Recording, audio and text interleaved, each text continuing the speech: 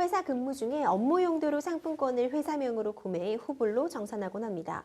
집안 사정으로 빚에 쫓기던 찰나에 상품권 깡을 알게 됐고 너무 급한 나머지 대략 300만 원 정도의 상품권을 상품권 교환소를 통해 현금으로 바꿔 급한 돈을 메꾸고 다시 주문하기를 반복했는데요.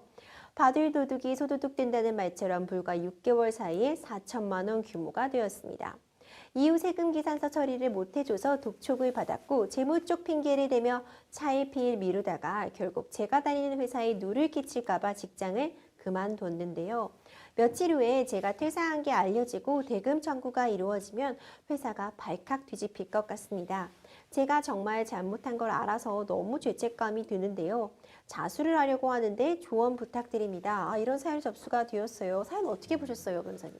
네, 뭐 실제로 그러니까 자수를 생각하고 계시다고 하니까 저는 이제 그 부분은 좀 정상 참작이 될 부분이 있어서 좋다 이제 생각을 했고, 근데 이제 또 좀 안타까운 점은 이분이 처음에 이제 이런 이제 이게 소위 뭐 어떻게 보면 상식적으로 나쁜 짓이잖아요. 회사에 이제 누를 끼치는 짓인데 이런 거를 처음에 했을 때 좀 그만두셨으면 좋았을 것 같은데 이게 지금 금액이 몇 천만 원대까지 되도록 이걸 놔두셨다 4천만 원 정도 규모가 된다고 하는데 그런 부분에 좀 안타깝다는 생각이 들었습니다. 이 상담자님의 이런 행위, 횡령, 사기 어떤 좀 범주에 들어올 수 있을까요? 네. 좀 전에 말씀드렸지 뭐 상식적으로는 참 나쁜 짓이죠. 근데 법리적으로는 좀 따져볼 필요가 있는데 뭐 제 생각에는 일단은 어떤 뭐 상품권을 구매할 때, 그러니까 상품권 구매 담당자신 것 같아요. 구매하는 뭐 구매 그것만 하시는 분은 없으니까 뭐 그거를 자기 어떤 일 중에 하나신 것 같은데 상품권을 주문하는 쪽에 뭐 얼마 상품권을 주세요 하면서 뭐 그쪽을 이제 속이실 이유는 없을 것 같고.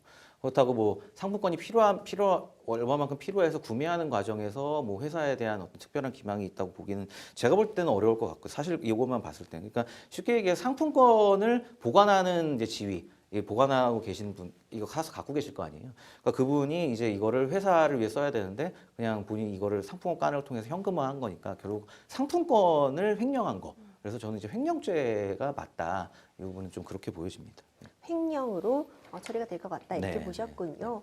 결국 세금 계산서가 회사 명의로 발행이 된 거잖아요. 네. 그럼 대금 청구 회사가 다 책임을 일단 져야 되는 상황일까요? 원칙적으로는 그렇죠. 이제 그 상품권을 파는 쪽에서 이제 보통 이제 세금 계산서를 발행해갖고 회사 쪽으로 이 대금을 청구한 것 같은데, 그래서 그 세금 계산서에 이제 회사 쪽으로 청구한 부분, 일단 회사가 그거를 책임을 지는 부분은 맞는데, 이제 이런 사실관계, 뭐 예를 들어 그렇죠. 자수를 하시면 이게 형사 사건이 되면서 이제 횡령으로 처리가 될 겁니다. 그렇게 되면 어떤 회사하고의 관계에서 어떤 채권 채무 관계가 생기죠. 회사 이만큼을 이제 쉽게 해서 토해내셔야 되니까 이 부분에 대해서 회사가 먼저 세금 계산서 처리하고 나중에 뭐 구상 청구를 한다든지 하면서 요 회사 쪽으로 돈을 다시 뱉어내는 이런 식으로 진행이 될 것 같습니다.